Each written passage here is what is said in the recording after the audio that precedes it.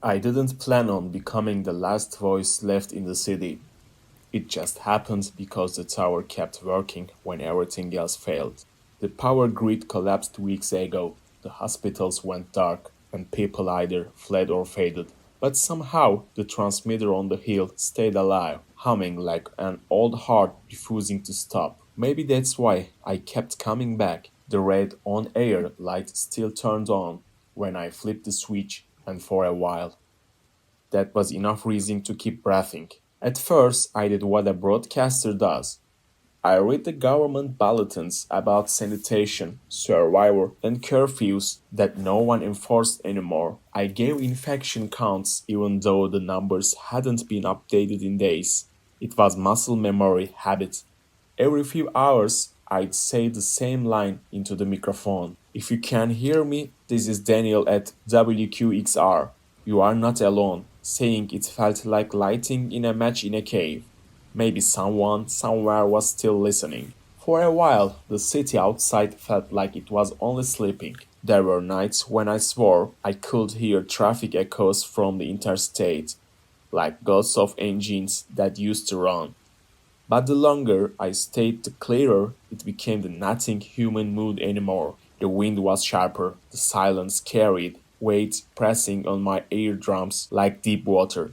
I began to notice sounds that didn't belong, the creaks in the hallway, the cough of the generator, the faint tap of the ventilation grates when the temperature dropped. Small things, but the small things started to sound deliberate.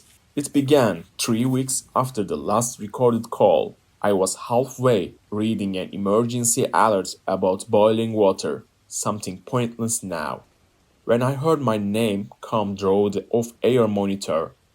Daniel. It wasn't in the recording or the feed. It came from the static itself, stretched thin and low, like someone whispering across a great distance. I froze, waiting for it again. Nothing. The meters were steady. The air around me felt charged.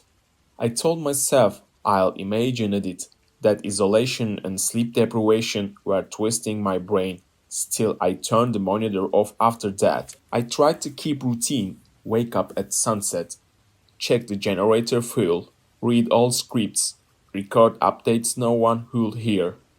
The vending machines had long stopped cooling anything, but I still raided them for stale chips and warm soda. Sometimes I'd find myself staring at the empty newsroom desks, the abandoned mugs with lipstick on the rims, and wonder how many voices had filled this building before mine. How many hosts and sat here, convinced their words mattered. Then came the phone call, the internal line. It shouldn't have worked, the network had been down for weeks. But at exactly 11:03 p.m., the beige office phone rang. Just once. The sound was so normal, it felt obscene. I let it ring twice before answering. WQXR, I said, instinctively. At first nothing, then under the static, a slow breath. And my name again, clearer this time. Daniel. I slammed the receiver down, but the line kept humming for several seconds, like something hadn't finished speaking. After that, it stopped happening more often. I'd hear the same faint whisper during songs, even when all channels were muted. Once during a live broadcast, it overlapped with my own voice, my words and something else speaking almost unison, but half a second apart. I checked the wiring, the preamps, even the board itself, everything was fine. But when I played the recordings back, the voice was gone. It was only ever there when I was leave. I stopped sleeping properly. Every shadow in the hall looked like a person, standing still. The reflection in the control room glass sometimes seemed to move slightly slower than I did, as if the delay wasn't just visual. I began locking the studio door each night, though I couldn't explain why. It wasn't fear of people. It was fear of something that knew me too well. Then came the sound from Studio C. That booth had been sealed for years. The foam was crumbling, glass fogged from inside. Around 2 a.m., while checking the fuel levels, I heard a dull dump from behind its door. Not loud, just enough to stop me mid-step.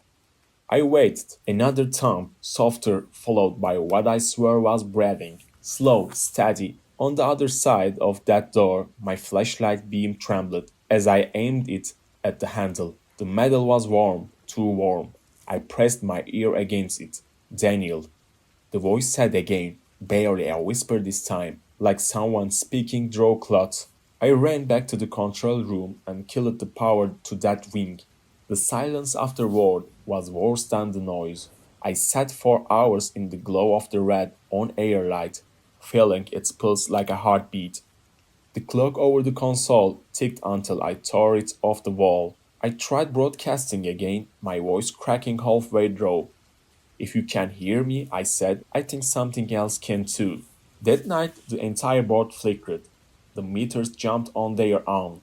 Faders slid upward without touch. The signal spiked. The hum from the tower outside deepened into a low rumble that made the window glass vibrate. The air smelled metallic, like ozone before a storm, and through the noise the whisper grew into a voice, not mechanical, human, close. Daniel, it said, open the door. The on-air light above Studio C began to glow again, dim but steady. My heart hammered as I took the key from my lanyard. I told myself it couldn't be real. Maybe a power surge, maybe delirium. But I had to know. The hallway was pitch dark except for that red light. My footstep felt heavy, the air thick like syrup. When I reached the door, I heard movement again. A shift, a sigh, something pressing against the other side. I slid the key in and turned it. The door creaked open. The smell hit first, stale air, dust, and something faintly sour. My flashlight cut through the dark. The booth was empty. A chair, a microphone, nothing else. But on the glass window between booths, I saw a handprint, fresh, smudged. The fingers were too long. I stumbled back, tripped on the threshold, and fell against the wall. The flashlight rolled away and went out. The air around me vibrated with low static. Then in the absolute dark, I heard the breathing again, right beside my ear. I'm here, it whispered. It must have blacked out, because the next thing I remember is waking up on the studio floor. Morning light leaking through the blinds. Everything was silent again. The power was stable. The booth was empty. The handprint was gone. For a moment, I thought I dreamed it all, but when I went live that evening, the sound engineer's mic, one that had been disconnected for months, lit up on the board, a live signal. I leaned in. Nothing but faint static. Then, right as I began my opening line, I heard someone inhale. The same slow, steady breath as before. I froze. My mic was still off. Whatever it was breathing through the other channel. If you can hear me, I said finally, voice trembling. This is Daniel at WQXR. You are not alone. The meters jumped, the red light steadied. And then, faint but certain, a whisper came through the speakers. I know. It was 6 days into Traverse when the world went quiet. Not mountain quiet, the kind made of wind and distance, where sound thins to a thread and you have to lean in to hear it. But the sort of quiet makes your gums ache. No planes etching contrails, no distant trucks winning up a pass, no radio crackle from the rescue repeater. A silence so absolute it felt deliberate, like the volume knob on the planet had been turned all the way down. I noticed it first with the birds. Down came without the saw-toothed chatter of jays working the tree line. Later, when I cleared the last of the subalpine firs, there were no marmots on the boulders, no scat, no tracks. I'd planned to filter water from a rill that usually sung even in August. Its bed was dry as a bone, but that happens up high. What didn't happen were the flies. Not one. The air was sterile, as if scrapped. My phone died on day 3, which was fine. I'd brought a paper map and a compass because batteries are cowards. The NOAA weather radio stopped mid-sentence on day 4. A forecast clipped at north-northwest, winds becoming, and then dead air. I tried the VHF on the designated hailing channel. Nothing. I tried the local repeater. Nothing. I pulled the batteries and reseated them like I was practicing a ritual to bring sound back into the world. I was alone by then, more alone than I'd ever been out there, but the truth is, I liked it. I've chased that particular flavor of quiet all my life. The click of carabiners, the whisper of rope, crunch of crampons, finding purchase. The way your own breathing becomes a metronome and then a mantra. The range I picked was unfamiliar enough to feel earned and predictable enough to not to kill me if I respect it. West faces baked by day, refrozen by night. A jagged ridge like a broken spine, glacial bows that gathered down like a lance. It should have been routine. On the morning of day 6, I start up a long, scree-chalked Kolar tower that saddle marked 3,220 meters on the map. My altimeter agreed. The sun slid over the ridge, and the temperature popped a few degrees. My pack rode right. I felt strong, clean in the head, steady in the feet. It was only when I stopped for a sip and let the bottle cap click against the treats that I realized I hadn't heard my own echo all day. Sound in the high country behaves like a coyote, there, not there, tricksy. But you always have your echo, clap, and the mountain answers, shout, and your own voice returns, thinner but faithful. Hey, I called, just to reset some private gouge. Hey, nothing came back, not delayed, not distorted, nothing. My voice went out into the cool war and didn't return.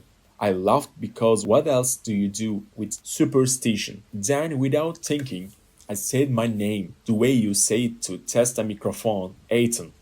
I don't know why I expected anything. My breath fogged and vanished. The cold took my exhale, filled it away. I climbed for another hour, and when the angle steepened, I cut left toward a rib, following a stripe of darker rock up to a snow patch tucked in shadow. The snow looked old and clean enough to melt. I chipped a hole with my axe, filled the pot, set the stove, and listened to hiss that meant at least one machine still knew what it was doing. When the pot lid began to rattle, I heard it. My name again, not from the couloir below, from the rug at my back. Ethan. I turned fast enough to kick the stove and sent half-melted snow hissing into the dirt. The rib was a wall of gneiss, my own shadow on it, the texture fine as sandpaper. I pressed my palm to it and felt the sunlight stored inside like a warm animal. I told myself it was an eddy of wind, a pressure change, the stove. Then I shut the stove off to be sure, without the hiss. The quiet came roaring back. I could hear my heart beat in the straps of my pack. Hello, I said. Anybody up there? Silence. I waited, counting. Because counting makes anything survivable. On 62, the voice returned, so soft I might be mistaken it for a tuft. Ethan! It came from inside the mountain, not thrown back from the couloir, not skating along the snow from within, like a name whispered through bone. I moved because standing still makes fear harden, up the rib, across a shelf, over a hole of black rock. They tried to roll beneath my boots. At the saddle, the wind should have been strong, passes our throats for weather. But the air lay flat. On the far side, the valley ran away in green and granite. No smoke, no distant light, no movement of any kind.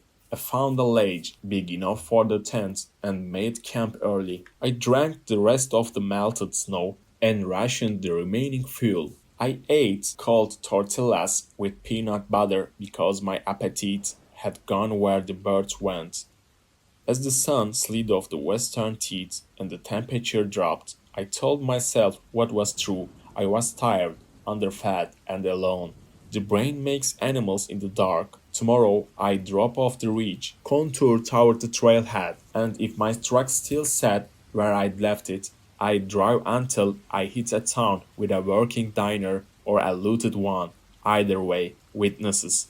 I set my watch alarm 3:40 to catch the snow firm, and I crawled into the bag. Some time past midnight, I woke to the sound of my own voice outside the tent. It was quiet, too quiet to be a person, but it was mine.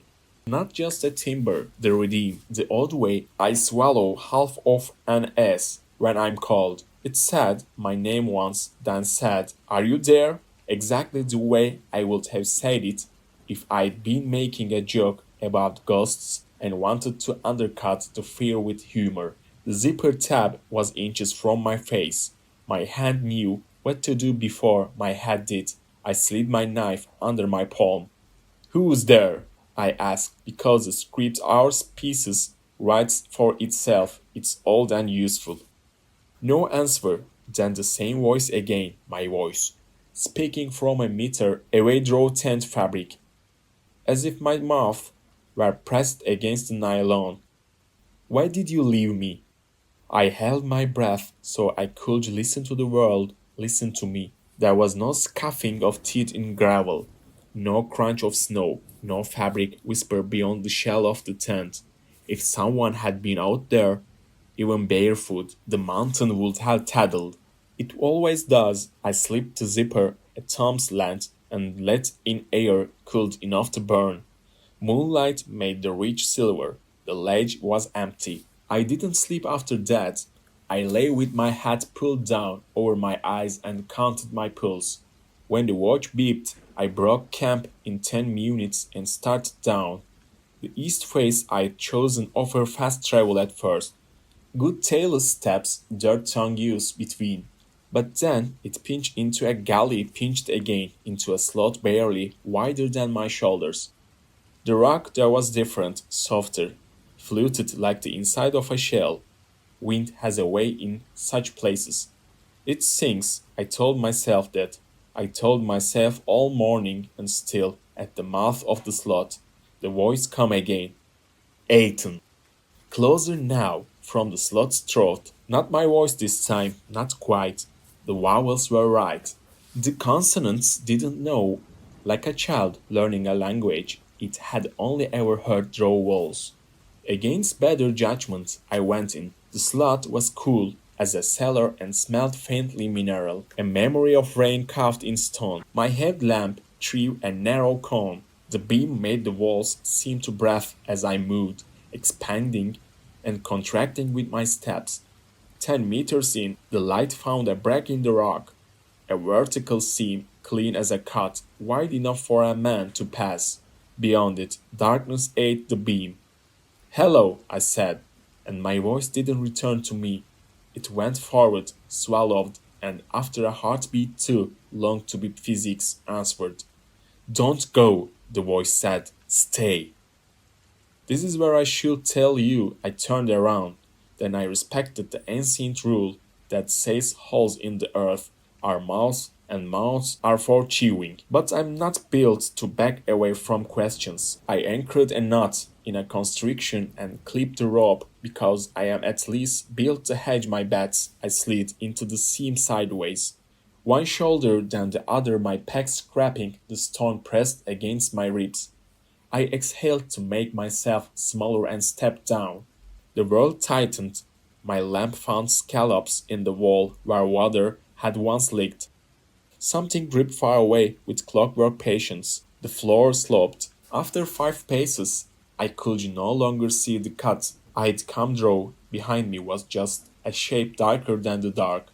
My breath gave loud. My heart joined it. And then, very near, the voice spoke again. "Ethan." It wasn't mine. It wasn't a stranger either. It was close enough that I felt it in my jaw more than I heard it with my ears.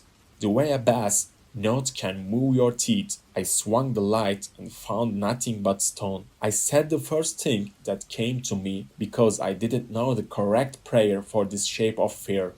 "Who are you?" Silence. Then, as if trying on a name that didn't fit, the voice said, "You." That was when the fear clarified, not the jump scare kind that burns hot and then evaporates, the kind that arrives on a clean plate, with a place setting and a chair with your name on it. Something in the mountain wasn't reflecting me, it was choosing me. It had been listening long enough to copy the shape of my sounds, but not their soul. It wanted something I hadn't realized I still had left to give. I backed up, hands out. The seam narrowed where I'd slid in. I'd need to turn my shoulders and breath out again to fit. The idea of taking my eyes off the dark behind me felt like laying down a weapon. The rope scraped as I moved. Good rope sound, practical, human. 3 paces, two, one. I found the skin of cooler air with my fingertips and launched myself up and sideways with the sort of undignified panic that gets you killed if you misjudge it. The peg wedged, I tore it free. The stone took a slice from my wrist. The blood smelled rich and immediate in that dead air. Ethan, the voice said, right behind my left ear. I spilled into the slot and out into the mouth of the gully and didn't stop until the sky was too big to be a trap. I put 50 meters between myself and the steam before I let myself look back. There was nothing to see but a crease in the geology, a trick of shadow. My blood made a red comma on a pale slab. Under other circumstances, I would have appreciated the composition. I tapped the wrist, shouldered the cursed pack, and kept moving. I didn't call on the radio. I didn't call my name into any more holes. The mountain didn't deserve it, and neither did whatever lied inside it. But the mountain didn't need me to speak. For the rest of the descent, the voice came and went the way wind should have, rising in narrow places, thinning on the open slopes. It learned quickly. By noon, it had picked up my little throat clear before I talk. By mid-afternoon, it had found the cadence I use when I'm trying to be calm. Now and then it tried on other words like a tourist trying on hats, water, cold, tired. It got them mostly right when I took the wrong side of a car-sized boulder and had to backtrack. It laughed softly, not cruel, curious. At the first creek that actually moved, water, blessed water.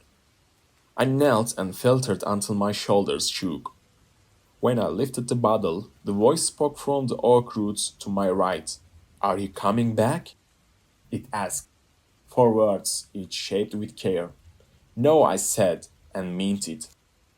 And dusk on day 7, I made the tree line, elk country.